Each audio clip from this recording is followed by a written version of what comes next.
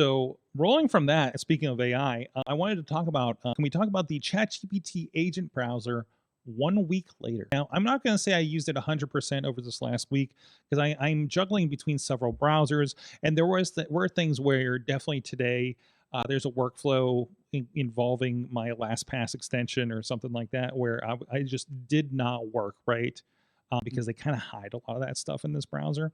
But I want to give you a use case that I just pulled up because the article you gave us, if you're with us on video, you see that it was a giant no pictures text article that's like a press release, right? With all the Mhm. list of everything.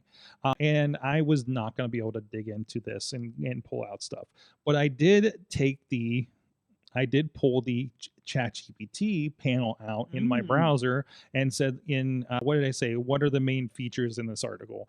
And it broke down. And that's how I was able to follow along with you, partner, because it said, hey, here's the major new AI innovations across Creative Cloud. And I know it's pulling directly from this article. So I'm a little more confident in the facts that it's generating out from this, right? So Right.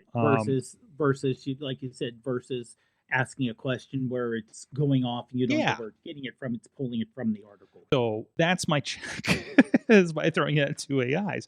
And also kind of it's just a general like I want to see is one giving a different kind of answer, what do I like, which way, one way or another. I'm kind of shopping them against each other, right?